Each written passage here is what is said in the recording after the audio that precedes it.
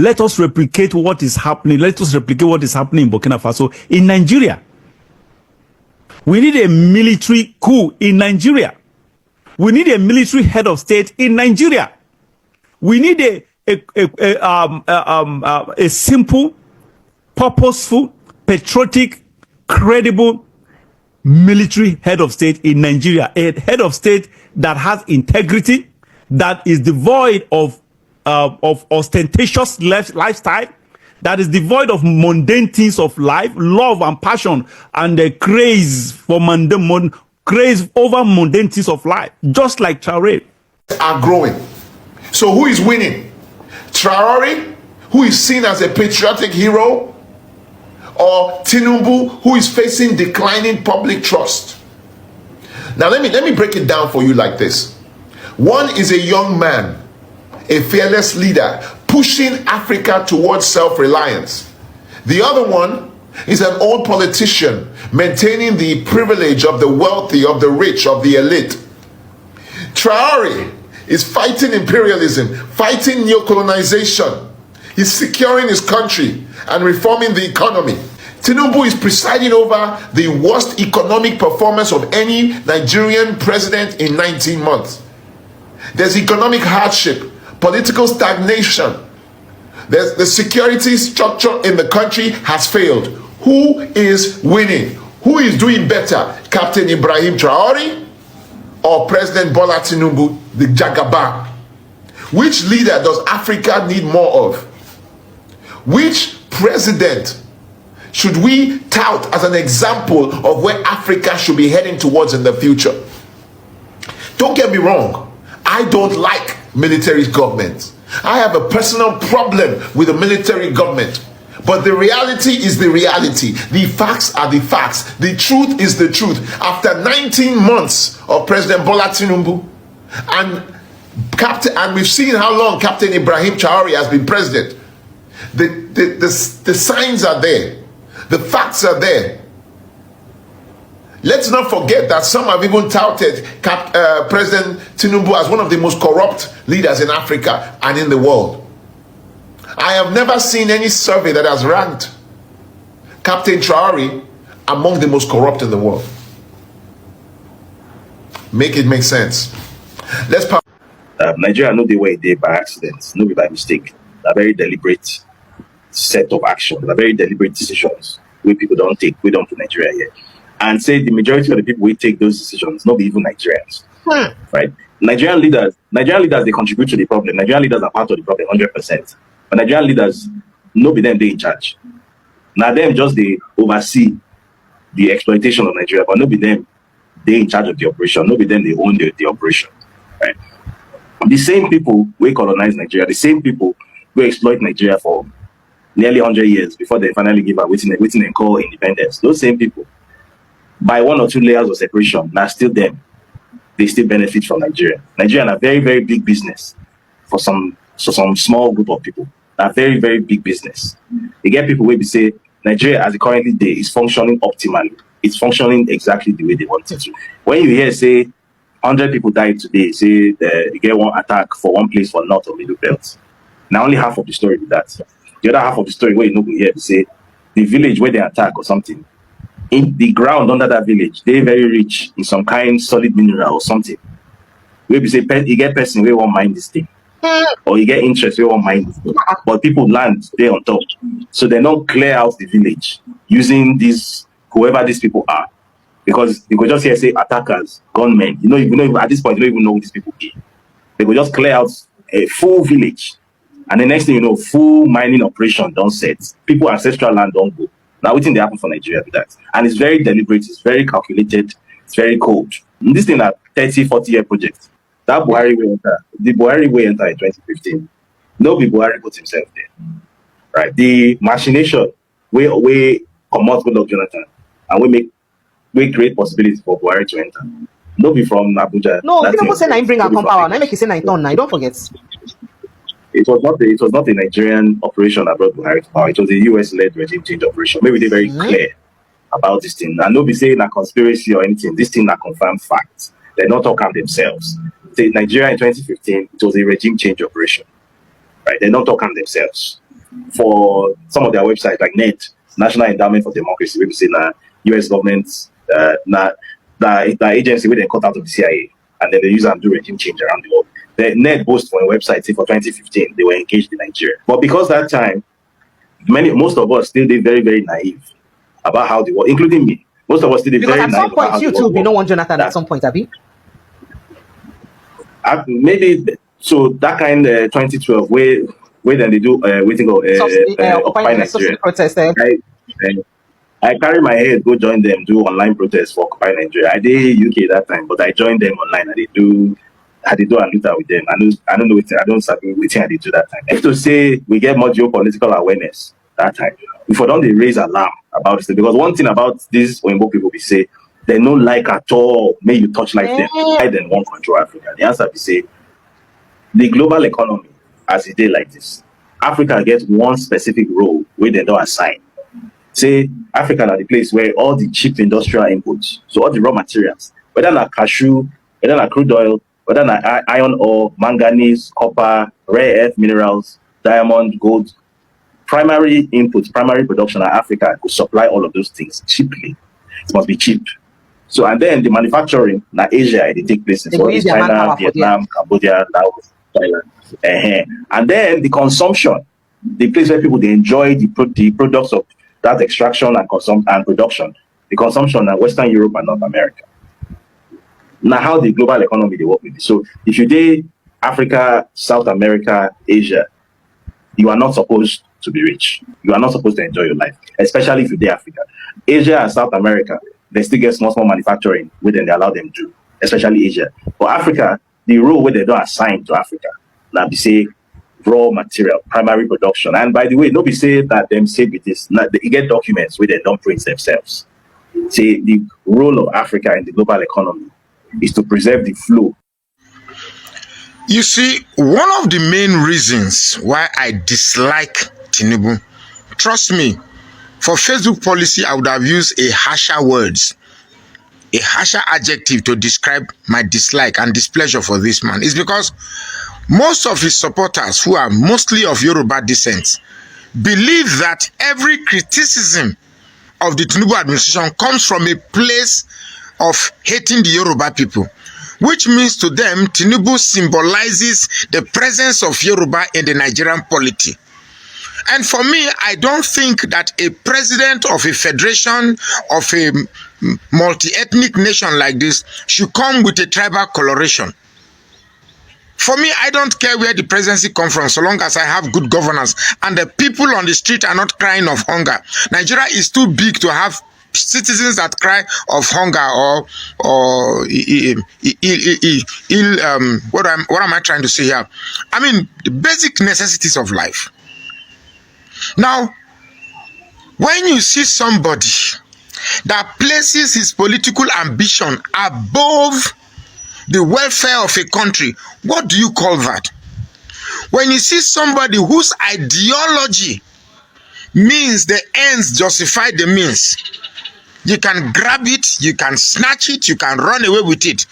That elections are not served a la carte, which means election is not a thing you believe that you just sit and get it. Yes, election are supposed to be, you campaign, you sit back and wait for result. You don't need to grab anything. You don't need to snatch anything. You don't need to run away with anything. Only thieves run away with things. Are you a thief? Is the president a thief? So when we criticize Tinubu, it has nothing to do with Yoruba people. As a matter of fact, it is those who rear their head in defense of this man based on the tribal affinity that makes us say so much negative things about some Yoruba people. Do you know how much it pains me to talk about Yoruba people on my page? Look at it this way.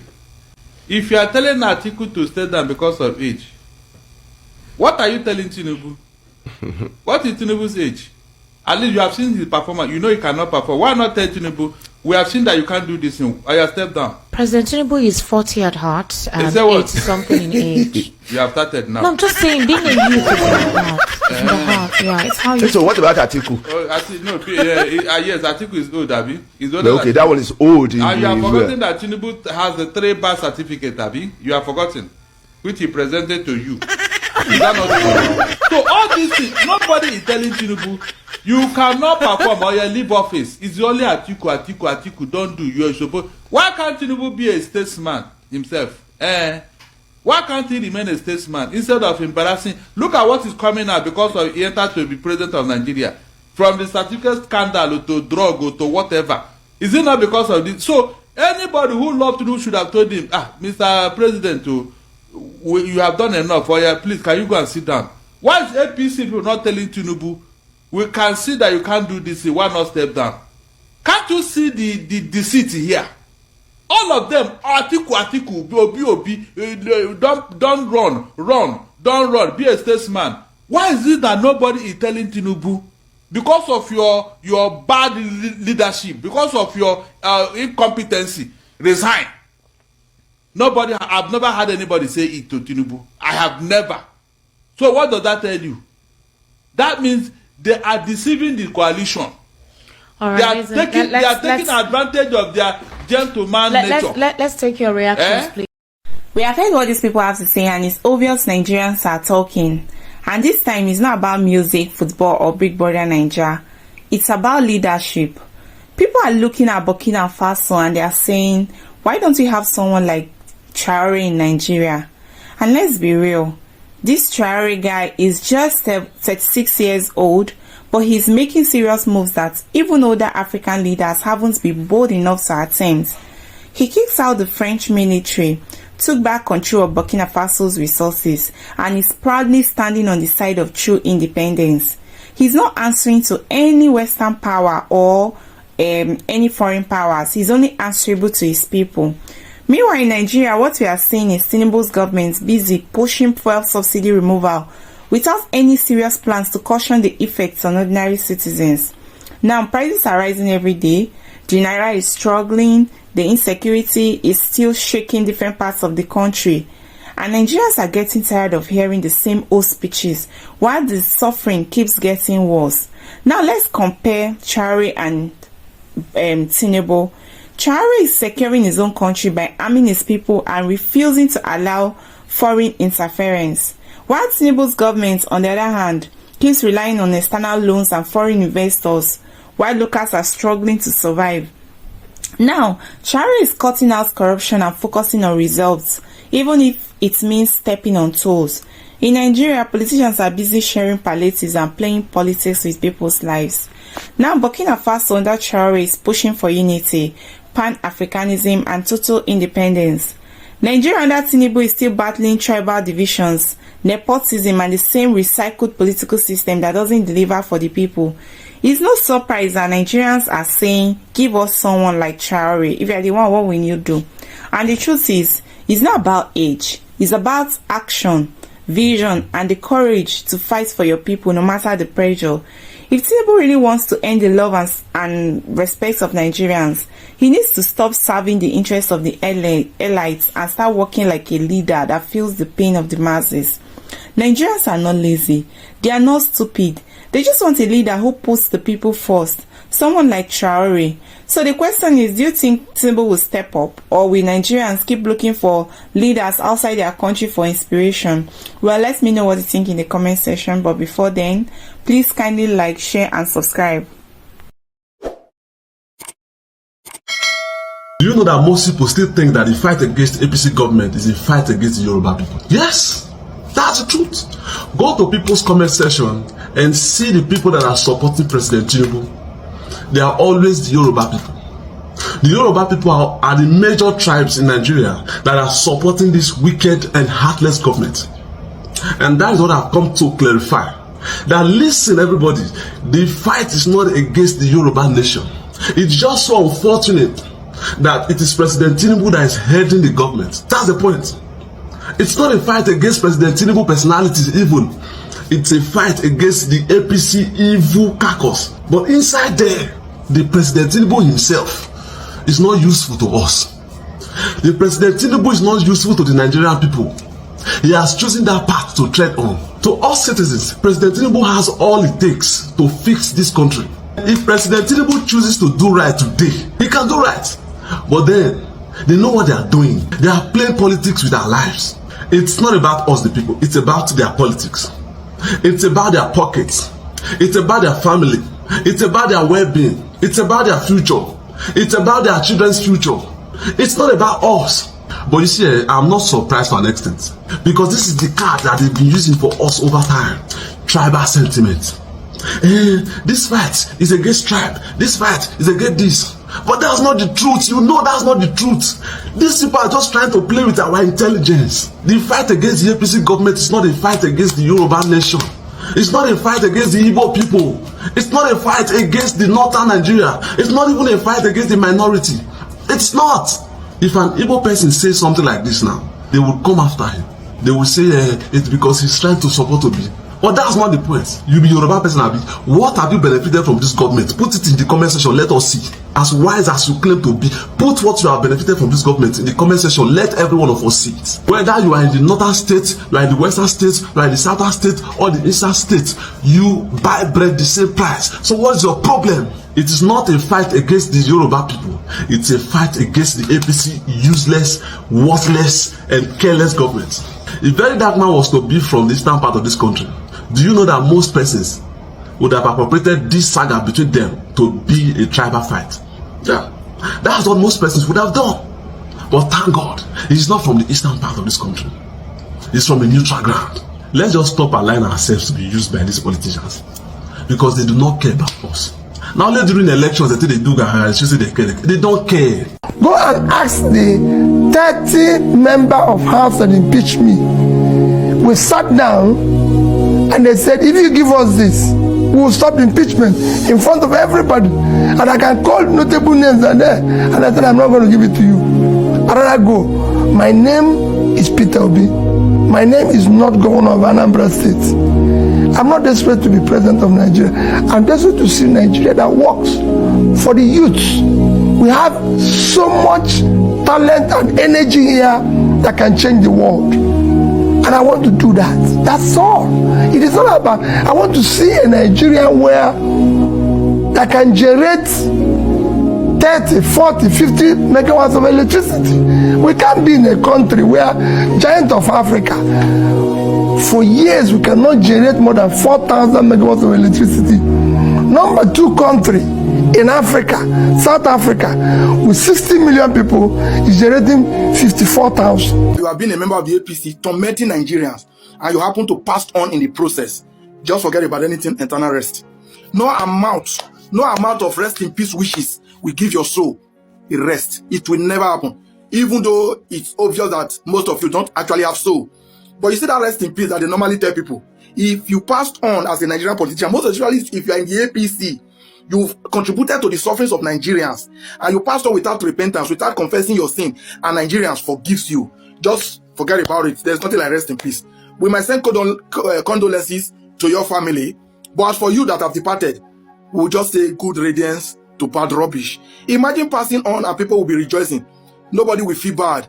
See, as for let me use this opportunity to tell those in the APC that think they owe their life. If you are a Nigerian politician, have it in mind that if you have not worked for the people, you are not on the side of the people. And that is why the young man, Burkina Faso president, discovered and said, this young man, president of France, Macron or something else, why is he so interested in our country?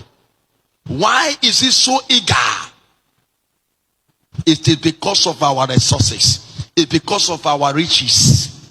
Now, he has been using the resources to rebuild the country that other past government has looted with their selfish interests in rebuilding. Go to Burkina Faso now.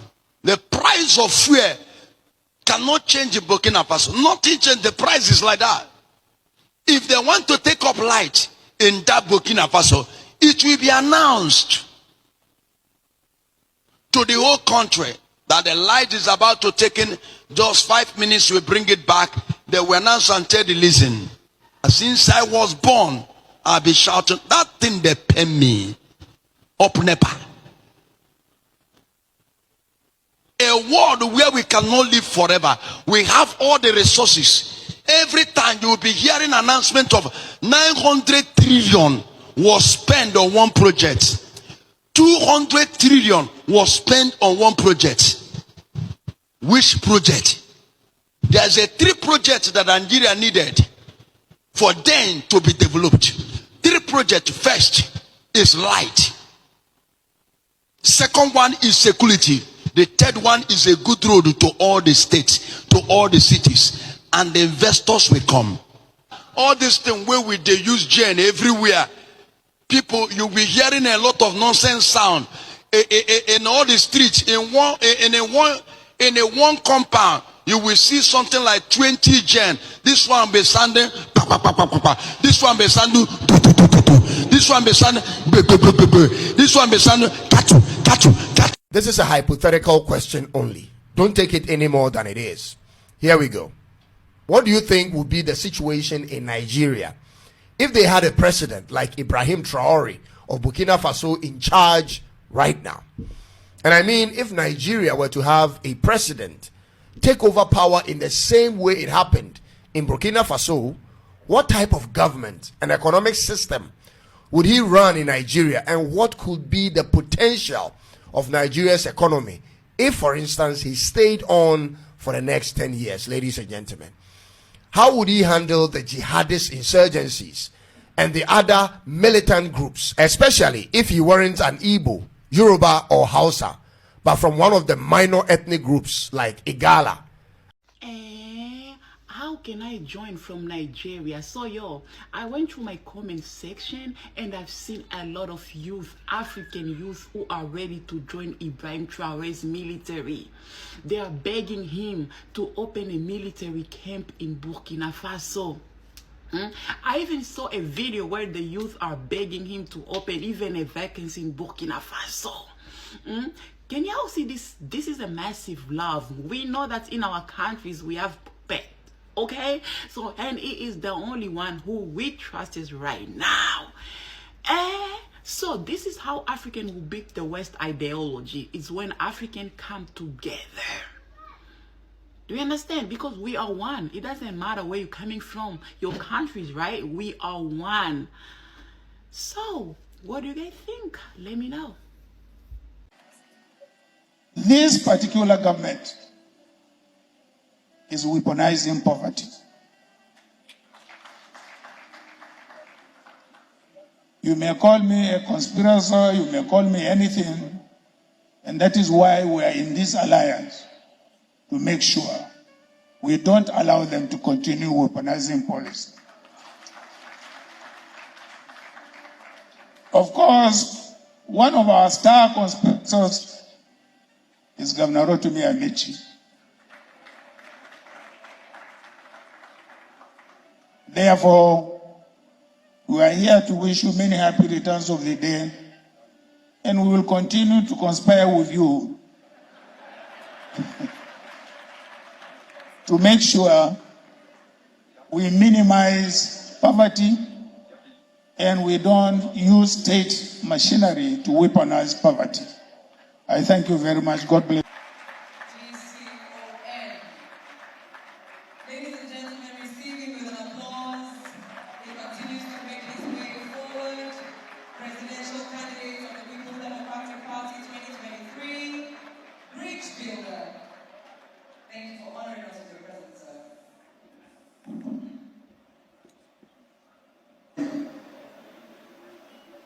Your Excellency, Governor Rotimi,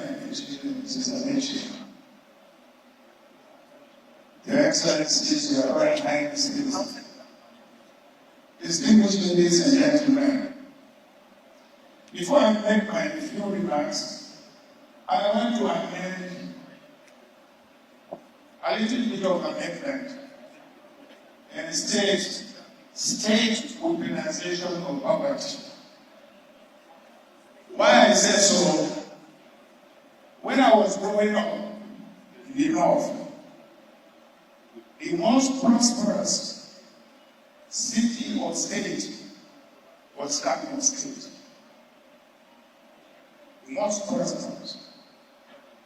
And incidentally, as soon as I finished my secondary school, My first location was Kano State. I never saw people sleeping outside. Then there were no villages of flyover. I never saw people sleeping outside or outside the shops in Kano State. Recently, people were all over state sleeping under the bridge,